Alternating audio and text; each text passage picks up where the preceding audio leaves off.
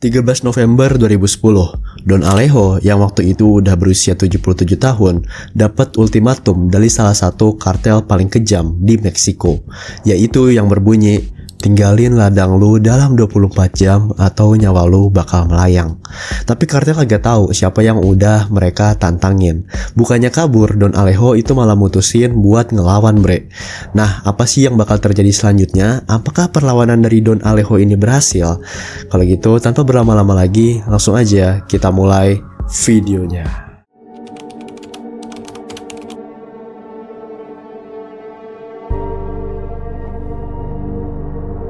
Alejo Garza Tames itu lahir di Nuevo León, Meksiko.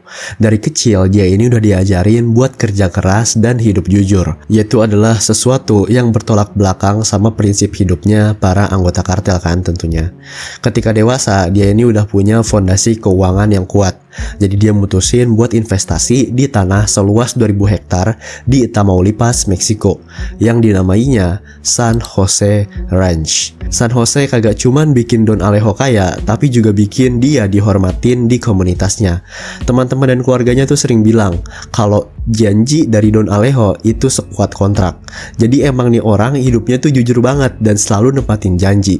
Selain dikenal sebagai pengusaha yang handal, dia juga hobi berburu. Don Alejo bahkan ini udah punya klub tembak sendiri di Allende dan skill nembaknya ini emang terkenal luar biasa. Entah kali ya, mungkin dia kayak udah dapat firasat atau udah tahu gitu kalau suatu hari nanti bakal butuh kemampuan itu buat bertahan hidup.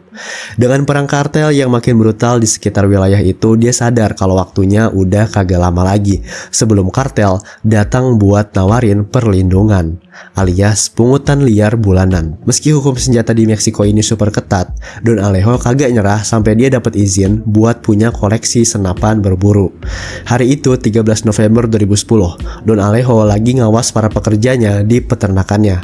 Semuanya ini berjalan kayak biasanya sampai sekelompok pria bersenjata itu datang dan ngerusuh, yang dimana mereka ini adalah anggota dari Los Zetas, yaitu kartel Meksiko yang terkenal dengan kekejaman dan kebrutalannya.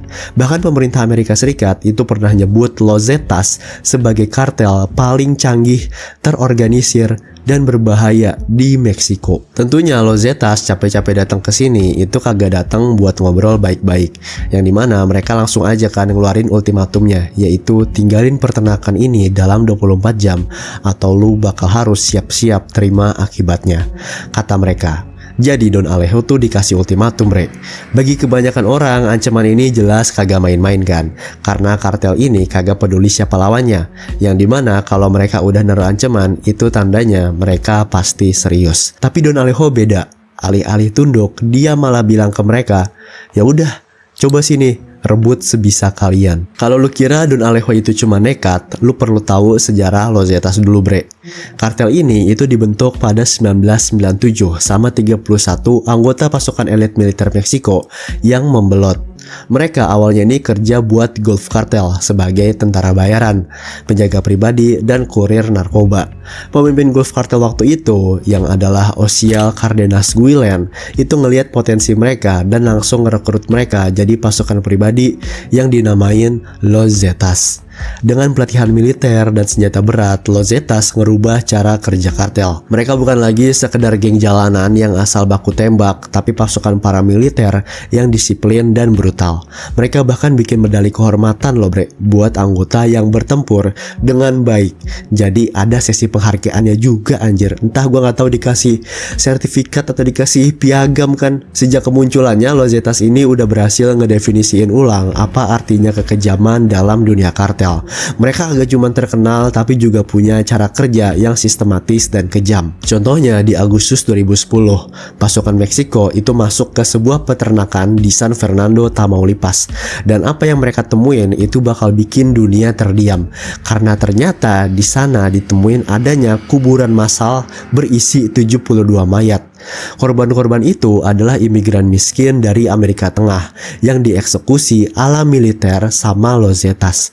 Kagak berhenti di situ, tahun berikutnya kuburan massa lain itu ditemuin juga di San Fernando dengan 193 tubuh yang ada bekas penyiksaan dan mutilasi. Dan di situ lagi-lagi ada kabar beredar kalau mereka ini dipaksa saling bunuh pakai palu dan parang.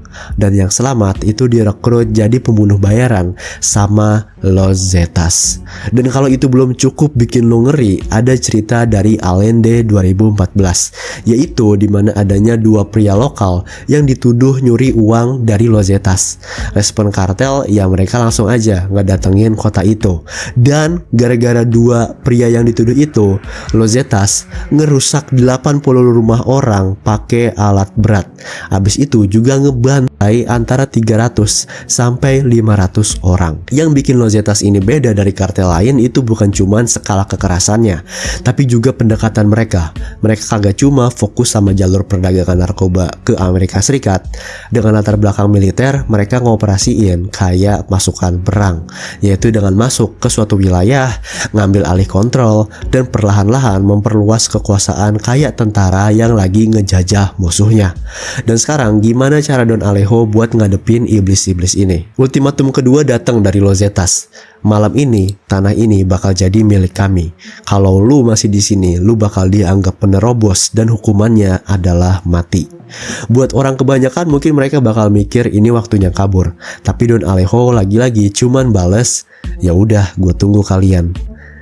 Gila, ini keren banget gak sih? Maksud gue udah diteken segitunya loh, dikasih 2 kali ultimatum sama Los Zetas, tapi jawabannya tetap chill. Bener-bener definisi chill gak ya anjir Don Alejo ini, bre. Nah, kenapa sih sebenarnya Don Alejo sebegitunya? Itu tuh karena buat Don Alejo, tanah ini adalah hasil kerja kerasnya dia, keringat dan dedikasinya seumur hidup. Dia lebih baik mati daripada ngasih tanahnya ke para penjahat. Jadi waktu Los Zetas ngasih 24 jam buat pergi, dia langsung ambil keputusan besar, yaitu buat ngelawan. Hari itu Don Alejo ngumpulin para pekerjanya dan bilang kalau mereka kagak usah masuk kerja buat besok. Don Alejo kagak ngasih penjelasan kalau ada ancaman dari kartel.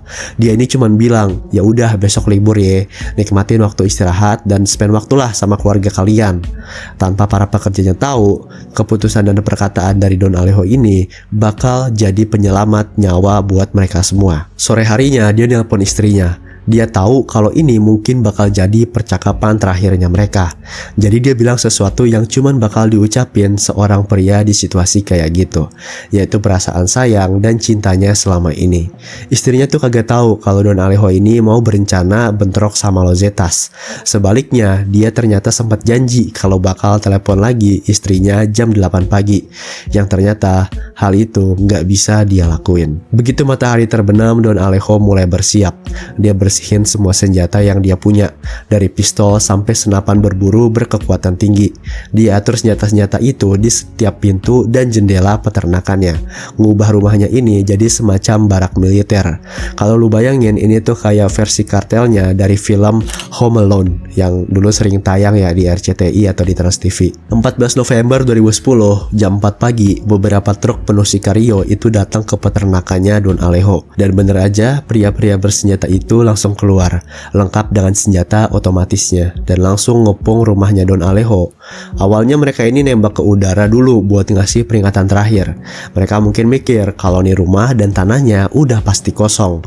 Mereka pikir ini bakal jadi misi gampang kayak biasanya. Tapi yang mereka kagak tahu, Don Alejo ternyata udah siap ngasih mereka kejutan yang kagak bakal mereka bisa lupain. Bayangin coba kayak gini ya, bre. Ada sekelompok Sicario kan dari Los Zetas, yang dimana adalah kartel paling kejam di Meksiko. Terus dikirim buat ngusir seorang kakek berumur 77 tahun dari rumahnya. Dan apa yang mereka pikir bakal jadi misi gampang itu ternyata berubah total. Begitu mereka sampai, mereka langsung dihujanin peluru yang datang dari tiap-tiap jendela rumah. Don Alejo sendirian di rumah itu dengan tenang lari dari satu jendela ke jendela lain sambil terus nembakin. Dia ngebikin ilusi kalau ada lebih lebih dari satu orang di dalam. Padahal cuma ada Don Alejo doang yang lari-lari dari jendela ke jendela lainnya. Kemampuan berburu yang dia asah selama bertahun-tahun akhirnya berguna di momen-momen ini. Satu persatu anggota Los Zetas itu bener aja tumbang, sementara sisanya mulai panik dan bingung. Tentunya udah ditekan kayak gitu, Los Zetas kagak mau kalah. Mereka ngebom rumahnya Don Alejo pakai granat. Tapi bahkan setelah diledakin, suara tembakan itu masih kedengeran dari dalam rumah. Dan lebih banyak orang-orangan Los Zetas yang tewas. Bayangin betapa ngerinya mereka ngelihat teman mereka itu jatuh satu persatu di tangan seorang kakek tua. Tapi mundur bukan pilihan buat Los Zetas. Mereka hidup dari reputasi mereka buat nebar teror. Kalau berita sampai keluar yaitu soal kakek 77 tahun yang bertahan ngelawan Los Zetas, reputasi mereka pastinya langsung bakal hancur dalam semalam.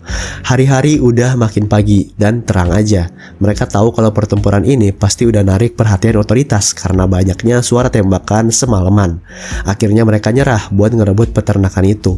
Los Zetas buru-buru masuk ke truk mereka dan kabur, ninggalin cuma 6 anggota mereka di tempat, yang dimana 4-nya tewas dan 2-nya pingsan. Dan bener, ternyata pasukan marinir Meksiko itu tiba kagak lama setelah kartelnya pergi. Yang mereka temuin bikin mereka tercengang, yaitu adanya lebih dari 1000 selongsong peluru yang berserakan di sekitar rumah. Lubang peluru juga masih ngepul dan kelihatan jelas di dinding-dinding. Di dalam rumah mereka nemuin tubuhnya Don Alejo yang tergeletak dengan senjata di tangannya. Kagak ada yang bisa percaya kalau seorang pria tua ini berdiri sendiri ngelawan kartel paling brutal di Meksiko. Berhasil ngelumpuhin 6 sikario sebelum akhirnya gugur. Ini kagak bisa kita bilang cuma sekedar keberanian, tapi adalah kehormatan dan perlawanan dalam bentuk yang paling murni. Nama Alejo Garza Tames itu langsung jadi simbol perlawanan di Meksiko. Dia dikenang sebagai pria yang kagak pernah nyerah pada ketidakadilan, bahkan di saat nyawanya ini jadi taruhan. Dia jadi legenda budaya, inspirasi bagi mereka yang percaya bahwa kehormatan itu adalah sesuatu yang layak diperjuangkan sampai akhir hayat lu.